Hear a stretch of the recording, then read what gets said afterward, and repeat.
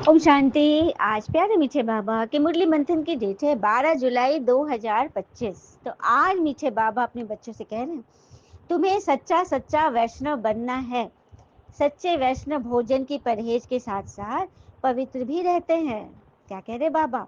तुम्हें सच्चा सच्चा वैष्णव अर्थात ब्राह्मण बनना है। सच्चे ब्राह्मण जो होते हैं भोजन के साथ साथ पवित्र रहते हैं, मतलब मन को भी शुद्ध संकल्पों का भोजन देते हैं। हाँ, और कहते हैं ना, उत्तम से सर्वोत्तम वही हुआ है, उत्तम से सर्वोत्तम वही बना है जिसने अपनी आलोचनाओं को धैर्य पूर्वक सुना और सहा है। वही तो बनेंगे पुरुषोत्तम सच्चा वैष्णव। और कहते हैं ना, सही समय कभी नहीं आता, सही निर्णय समय को सही बना देता है। तो सही निर्णय किया है ना आप लोग, बाबा से जुड़ने का, भगवान को पहचानने। कल सबका क्लियर हुआ ना गीता का भगवान कौन है? तो शिव निराकार है और उनकी ही ज्ञान मुरली है जिसके हम सभी गोप गोपिकाएं हैं, जो अतिंद्रिय सुख का अनुभव करते हैं बाबा का मुरली मंथन सुनकर। ठीक है, किसी दीदी का नहीं है ये बाबा की मुरली है, बाबा का ज्ञान है। तो बनना है ना सच्चा सच्चा वैष्णव। प्रश्न है, कौन सा अवगुण गुण में बदल जाए तो बेड़ा पार हो जाए? कौन सा अवगुण गुण में बदल जाए तो बेड़ा पार हो जाए? तो सबसे बड़ा अवगुण है मोह। मोह, इसका उसका किसका, फलना चलना, हाँ क्यों क्या कैसे। मोह के कारण ना देहधारियों की याद आती रहेगी, वही बात दिल में चलते रहेगा, सताएगा। किसी का कोई संबंधी अगर शरीर छुड़ा तो 12 मास तक याद करते रहेंगे, मुंह ढक कर रोते रहेंगे। बाबा उस पे हंसी सी बात कर रहे हैं। अगर ऐसा तुम मेरी याद में करे, मुंह ढक के मेरी याद में रोए, तब तो बेड़ा पार ही हो गया। जैसे लौकिक संबंधी को याद करते हैं, ऐसे बाबा को याद करो तो अहो सौभाग्य। लौकिक संबंधी अर्थात लोक, इस लोक अर्थात इस संसार के जो संबंधी है, माता पिता बंधु बांधव रिश्ते, बच्चा, हाँ मामा चाचा काका, जितने भी रिश्ते होते हैं, ये सब हो गए इस लोक के संबंध। और अलौकिक संबंध है अलौकिक, अ प्लस लौकिक, लौकिक से ऊपर। तो लौकिक से ऊपर हो गए हम ब्राह्मण आत्माएं। ब्रह्मा बाबा हमारे अलौकिक पिता, लोक से ऊपर है, दुनियादारी से ऊपर है, सांसारिकता से ऊपर है। जो हमें परमात्मा ज्ञान दे रहे वो हमें अलौकिक।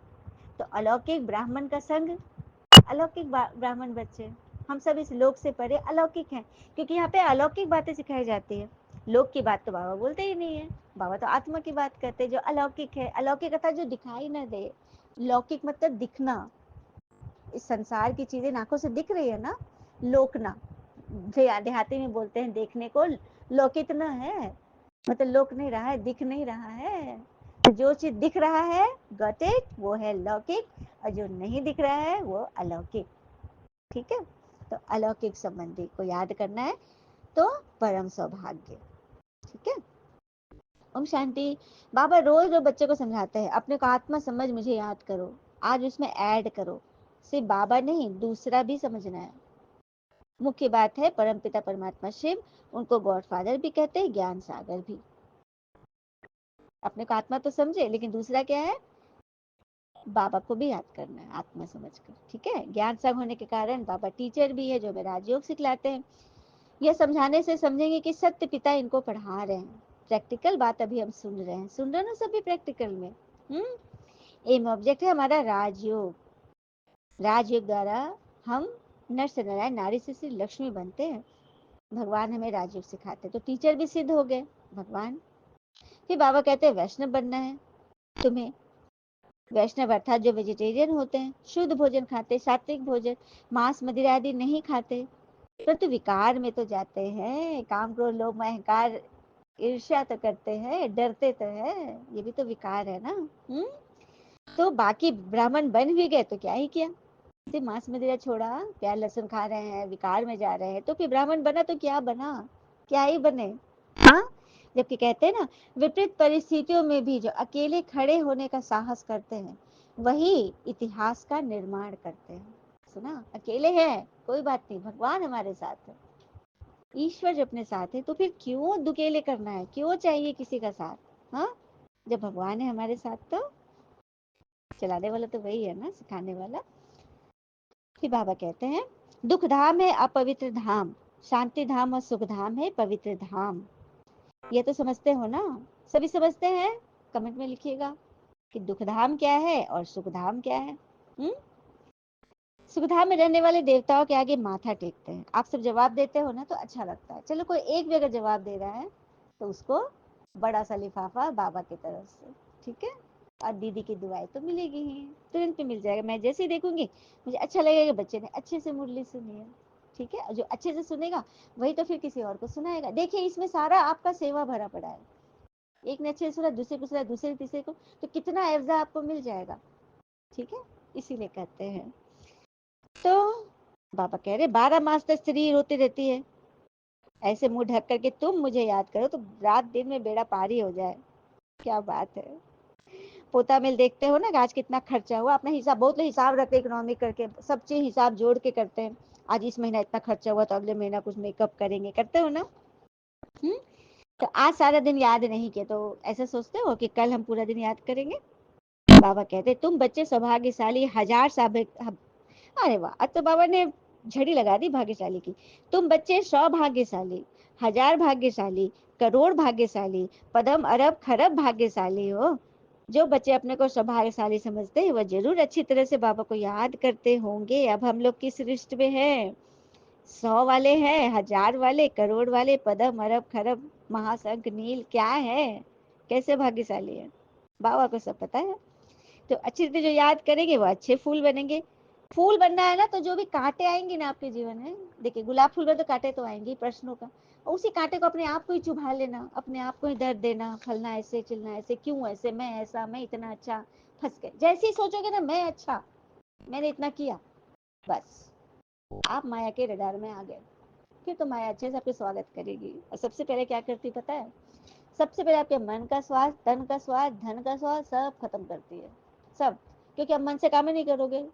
कहीं भी बैठना है, ऑफिस में, स्कूल है, दुकान है, ठीक से काम नहीं करोगे तो फिर बिक्री नहीं होगी, ठीक से पढ़ा नहीं पाओगे, हर तरह से वो लॉस ही कराएगी, ठीक है? तो नट सेल में समझना है कि हमें कांटों से कैसे खुशबूदार फूल बनना है। बनना तो खुशबूदार फूल है ना, मुख्य बात है याद की यात्रा। बाबा कहते हैं लक्ष्मी नारायण को भी तो त्रिकालदर्शी नहीं है, इनको भी अज्ञान थोड़ी ना है। त्रिकालदर्शी बनकर वो करेंगे क्या? हाँ, किस चीज का त्रिकालदर्शी करेंगे कि हम इतना दुखी थे, संगम पे बाबा आए तो हमको राजा बनने का ज्ञान दिया, राजयोग सिखाया। तो जब हम सोचेंगे हम इतना दुखी थे तो उसी वक्त तो दुख आ गया मन में।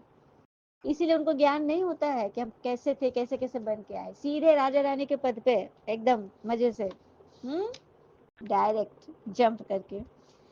तो बोले त्रिकालदर्शी नहीं है, ठीक है? ज्ञान होता तो और फिर अगर ज्ञान होता तो परंपरा से चलता, लेकिन बीच में तो विनाश आ जाता है, चारों युगों का तो विनाश आ जाता है ना? तो परंपरा से तो नहीं चलेगा ना, इसीलिए ज्ञान को बीच में, एक जन्म के बाद ज्ञान उड़ जाता है। जब 16 कलश संपूर्ण बनेंगे तब विनाश की तैयारी होगी। जब बच्चे 16 कलश, 9 लाख जब तैयार हो जाएंगे ना, 16 कलश संपूर्ण, तभी विनाश की तैयारी हो। तो मुझे तो लगता है कि 9 लाख पूरे हो गए तभी तो विनाश की तैयारियां चल रही हैं। आज युद्ध का माहौल देख रहे हैं ना। लेकिन इसमें भी एक सुंदर एक अंतरिक्ष यात्री शुभांग शुक्ला करके, उन्होंने अंतरिक्ष में मेथी और सरसों उगाए। मेथी और सरसों, सरसों या क्या कुछ ध्यान नहीं है, लेकिन दो चीज उन्होंने अंतरिक्ष में उगाए जाके। तो ऐसे भी बच्चे हैं बाबा के, है ना? तो बनना है ना 16 कलश संपूर्ण। तुमने कौरवों पांडवों की लड़ाई तो सुनी है, सुने ना सभी, सुने हैं ना? और उसमें द्रोणाचार्य गुरु थे उन लोग के, सबने सुना है। एकलव्य का भी नाम सुना है, अर्जुन तो सुना ही होगा। आइए छोटा सा प्रसंग बताती हूँ कि हम लोग बस ये जानते थे ना कि एकलव्य का अंगूठा कटवा दिए द्रोण ने, क्योंकि उन्होंने वायदा किया था कि अर्जुन श्रेय धनुर्धर बनेगा। आगे की कहानी वही बताती हूँ। यहाँ तक तो हमको पता है कि अर्जुन से वायदा किया था कि तुम श्रेय धनुर्धर बनोगे, और एकलव्य को देखा गया तो बड़ा तीरंदाज है, बड़ा अच्छा निकलेगा। तो गुरुजी ने से गुरु दक्षिणा में अंगूठा मांग लिया। तो जैसे अंगूठा कटा तो वहाँ पे कौरव लोग भी खड़े थे, वो लोग तो ऐसे ईर्ष्या करते थे पांचों पांडव से।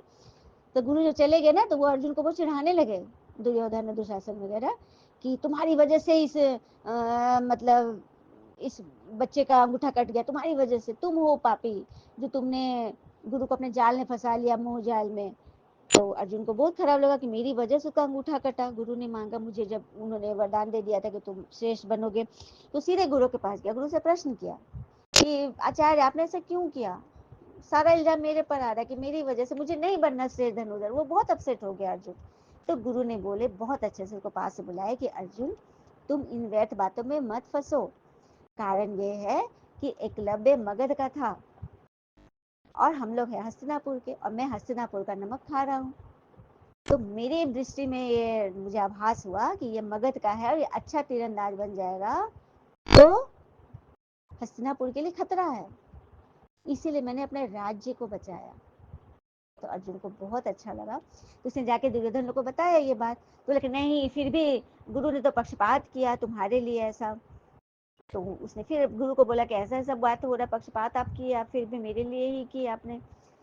तो गुरु बोलते ठीक है, कल नदी के तट पे तुम लोग सब आना, मैं सरोवर बीच सरोवर में सूर्य नमस्कार करता रहूंगा, तुम लोग आना। बोले ठीक है।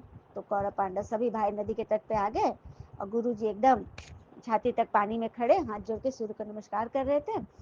तभी देखा कि उधर से एक मगरमच्छ, बड़ा सा मगरमच्छ चलता। गुरु ने बोला था कि मैं तुम्हें इसका प्रमाण दूंगा कि अर्जुन के लिए क्यों पक्षपात नहीं करता हूँ, इसके अंदर कुछ योग्यता है। तो उधर से मगरमच्छ आया और गुरु को पूरा पकड़ लिया, मतलब कि पूरा देह पेट पीठ पूरा एकदम अपने पंजे में पकड़ लिया। और इधर लोग खड़े हैं, सब लोग बाहर मतलब नदी के तट पे, सब हल्ला कर रहे, उधर चिल्ला रहे मेरा मेरा गदा लाओ, मेरा ये लाओ। कोई कुछ कर रहा है, कोई कुछ, कोई भाग रहा है, लेकिन अर्जुन क्या किया, सीधे पानी में कूद गया, सीधे। और उसको देखे अश्वत्थामा जो द्रोणाचार्य का पुत्र था वो भी कूदा, लेकिन वो बाद में, पहले अर्जुन ने, कि पहला सेकंड में ही तो मार्क्स मिलता है। अर्जुन कूद गया और एकदम मगरमच्छ से भिड़ गया, छोटा सा बच्चा, मुश्किल से 9-10 साल का रहा होगा, बाल्यावस्था की कथा है। तो मगरमच्छ से लड़ा और इतना बुद्धि लगाया कि एक नीचे से बांस उसको निकाला नदी के अंदर से तोड़ के, और उस बांस को दोनों मुंह के नीचे फंसा दिया, गुरु को सीधे निकाल दिया। गुरु वहीं पे से आशीर्वाद दिया। तो कहने की बात है कि गुरु के लिए किसने अपनी निष्ठा एकदम जान हथेली पे ले आया, प्राण प्राण का भी नहीं सोचा, सेकंड में, वो होता है सच्चा शिष्य। तो कहते हैं ना, समुद्र से पानी चाहिए तो उसके लिए बड़ा पात्र लेकर जाओ, क्योंकि समुद्र में तो भरपूरता है। उसी तरह से गुरु से अगर ज्ञान चाहिए, गुरु से अगर साथ चाहिए, तो पात्रता बड़ी चाहिए, आपके अंदर शिष्य वाले संस्कार बड़े। चाहे गुरु कुछ भी बोल रहा है, कुछ भी खिला रहा है, कुछ भी कर रहा है, उसके ऊपर हमला हो रहा है, सबसे आगे हम, स्नेह में सबसे आगे। ये होती है गुरु शिष्य, गुरु पूर्णिमा की बात है ना। गुरु पूर्णिमा पे एक हंसी की बात बता दूं, मुझे बहुत हंसी आई थी। कि कहते हैं ना कि बहुओं पे इल्जाम लगाया जाता है कि अपने पति को बड़ा सिखा पढ़ा के बड़का इसका गुरु बन जाती है, बहुत सिखाती है पतियों को, और पति लोग ऐसे ही करता है, बहू आकर के ना सब बिगाड़ देती है, इतना कान भरती है सिखा सिखा के। तो चलिए, जब बहुओं को गुरु माना जाता है तो गुरु पूर्णिमा में ऐसी बहुओं को बहुत बहुत नमस्कार है, ठीक है, क्योंकि बहुओं को गुरु मान लिया गया है ना। तो ये तो कॉमिक की बात थी, लेकिन गुरु वाली बात है, तो गुरु की बात मानना ही शिष्य का धर्म है, ठीक है, और वही शिष्य सर्वोत्तम बनता है, ठीक है। चलिए, तो बाबा ऐसे कहते हैं, मीठे बच्चे बहुत बहुत समझदार बनो। कथा अच्छी लगी ना, आगे की कथा, हाँ, किस तरह से क्या क्या हुआ। इसीलिए अर्जुन को गुरुद्रोण बहुत मानते थे, क्योंकि अर्जुन में कला भी थी और रण कौशल भी था, कौशल भी था उसके अंदर। यहाँ से बाहर घर में जाने के लिए फिर भूल मत जाना, कमाई जमा करो, जितनी कमाई जमा करेंगे उतना अच्छा है, तो उसमें लग जाना चाहिए। हाँ, दुनिया में तो कहते हो, गाते भी हो ना, भर दे झोली, शंकर जी के पास जाके गाते हो भर दे झोली, हाँ, और वो तो शिव शंकर को एक समझ लेते, हर हर महादेव कर देते, जबकि शंकर जी तो देधारी हैं।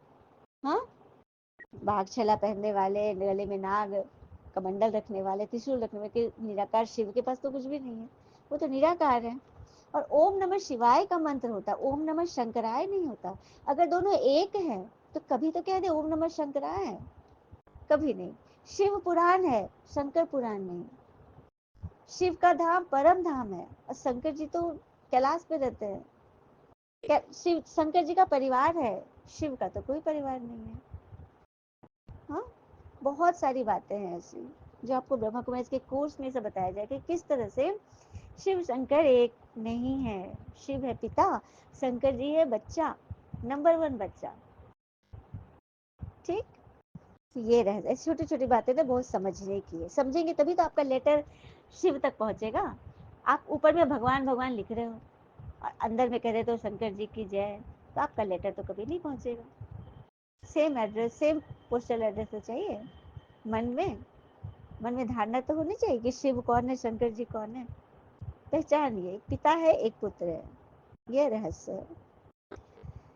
बाबा कहते मुझे याद करो, किसका भी नहीं सुनो, कोई कुछ बोले सुना अनसुना कर दो, तुम मुस्कुराते रहो तो आप ही ठंडा पड़ जाएगा। बाबा ने कहा था कोई क्रोध करे तो तुम उन पर फूल चढ़ाओ, बोलो तुम तो अपकार करते हो, अपकार करते हो।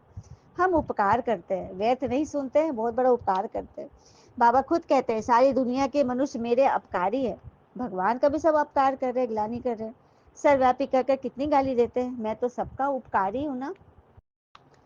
हाँ, तुम बच्चे भी सबका उपकार करने वाले बनो। तुम ख्याल करो हम क्या थे अभी क्या बनते हैं। बाबा हमसे यही आस करते हैं कि हम भी सबका उपकार करें, सबसे पहले स्वयं पर, व्यर्थ बातों से स्वयं को बचा ले, यही तो सबसे बड़ा उपकार है, स्वयं पर उपकार। हाँ, तो उसके लिए चेहरे पे चमक आनी चाहिए। देखिए चेहरे पे चमक सभी चाहते हैं। आइए, घरेलू नुस्खे तो सबने सुना है, ये मैं बताऊंगी आत्मिक नुस्खे, सुना है? आत्मिक नुस्खे से चेहरे पे चमक आती है। तो क्या करना है, 8 घंटे की नींद लेनी और 4 लीटर पानी पीना है, ठीक है? चेहरे की चमक आएगी। और आत्मिक नुस्खा में है मुस्काइए, सबसे बड़ा स्किन केयर है मुस्काना, मुस्कुराना, करेंगे सभी। दूसरी पॉइंट है, दिन की शुरुआत गुस्से से नहीं, नींबू पानी से करिए। सुसुम पानी में, गुनगुना पानी में नींबू का रस आधा निचोड़ कर पी जाइए, सारा अंदर का सारा टॉक्सिक खत्म हो जाएगा, ठीक है? गुस्से से नहीं, नींबू पानी से करिए शुरुआत, ठीक है? फिर है कम खाओ लेकिन साफ खाओ, शुद्ध खाओ, पेट साफ तो चेहरा ऑटोमेटिक साफ रहेगा। फिर है स्किन कोई क्रीम नहीं चमकाती, कोई क्रीम से स्किन नहीं चमकता, लाइफ स्टाइल बदलो तो चमक जाता है। लाइफ स्टाइल, आत्मा का स्टाइल बदल लो, चमक आ जाएगी। आपस में लड़ो झगड़ो नहीं, सुखदाई बनो। हम्म, अब तुम बच्चे भी जितना पुरुषार्थ करें उतना ही कल्याण होगा। खुदा के बच्चे हो ना, भगवान अपना बच्चा बनाते हैं, तुम भगवान भगवती बन जाते हो। लक्ष्मी नारायण को गॉड गॉडेस कहते हैं ना। अच्छा, मीठे मीठे बच्चों प्रति भगवान की नमस्ते, हम बच्चों की भी प्यारे बाबा को नमस्ते। धारणा के लिए मुख्य सार पहले पॉइंट, जैसे बाबा अपकारी पर भी उपकार करते हैं, ऐसे फॉलो फादर करना है। कोई कुछ बोले तो सुना अनसुना कर देना, मुस्कुराते रहना, एक बाबा से ही सुनना है। दूसरी पर सुखदाई बन, सबको सुख देना है, आपस में लड़ना झगड़ना नहीं है। समझदार बन, अपनी झोलियां विनाशी ज्ञान रत्नों से भरपूर करनी है। वरदान है सागर के तले में जाकर अनुभव रूपी रत्न प्राप्त करने वाले सदा समर्थ आत्मा भव। सागर के तले में जाकर अनुभव रूपी रत्न प्राप्त करने वाले सदा समर्थ आत्मा बनते हैं। तो समर्थ आत्मा बनने के लिए योग की हर विशेषता का, हर शक्ति का और हर एक ज्ञान की मुख्य पॉइंट का अभ्यास करें। अभ्यासी लगन में मगन रहने वाली आत्मा के सामने किसी प्रकार का विघ्न ठहर नहीं सकता। जो अभ्यासी हैं, हर प्रकार की विशेषता, शक्ति, ज्ञान और गुणों के पॉइंट का अभ्यास करने में उनके सामने कोई भी विघ्न ठहर नहीं सकता। इसलिए अभ्यास की प्रयोगशाला में बैठ जाओ। अभी तक ज्ञान के सागर, गुणों के सागर, शक्ति के सागर के ऊपर ऊपर की लहरों में लहराते हो। सागर के तले में जाओ तो अनेक प्रकार के विचित्र अनुभव के रत्न प्राप्त कर समर्थ आत्मा बन जाए। मतलब अभी तक हम लोग क्या करते हैं, ऊपर ऊपर ही लहरा रहे हैं। सागर के तले में जाइए, योग की गहराइयों में जाइए, तब तो बड़े बड़े अनोखे अनोखे रत्न मिलेंगे, अनमोल अनमोल। स्लोगन है अशुद्धि ही विकार रूपी भूतों का आह्वान करती है। अशुद्धि ही विकार, भूत क्या है पता है? प्रश्न, प्रश्न, प्रश्नों से भरे पड़े हैं। तो वो अशुद्धि है, अपवित्रता है जो विकार रूपी भूतों का आह्वान करती है। इसे संकल्पों से भी शुद्ध बनो। अव्यक्त इशारे संकल्पों की शक्ति जमा कर श्रेष्ठ सेवा के निमित्त बनने की। जैसे ब्रह्मा पिता ने विशेष श्रेष्ठ संकल्प से बच्चों का आह्वान किया अथा रचना रची, यह संकल्प की रचना भी कम नहीं है। श्रेष्ठ शक्तिशाली संकल्प ने प्रेरित कर भिन्न भिन्न धर्मों के पदों से निकालकर समेट लाया। ऐसे आप बच्चे भी शक्तिशाली श्रेष्ठ संकल्पधारी हो। अपने संकल्पों की शक्ति को ज्यादा खर्च नहीं करो, व्यर्थ बातें तो बिल्कुल ही नहीं करना, तुरंत स्टॉप। मन ने कहा स्टॉप और मुख हो गया स्टॉप, ठीक है? तो श्रेष्ठ संकल्प से प्राप्ति भी श्रेष्ठ होगी यदि संकल्पों को सेकंड में स्टॉप करोगे। अच्छा, ओम शांति, शुक्रिया मीठे बाबा वो बाबा के प्यारे प्यारे बच्चे। आप सबका जीवन सदैव सुख शांति समृद्धि सफलता संतुष्ट सदा भरपूर रहे और भरपूर करे। ओम शांति बाबा, ओम शांति।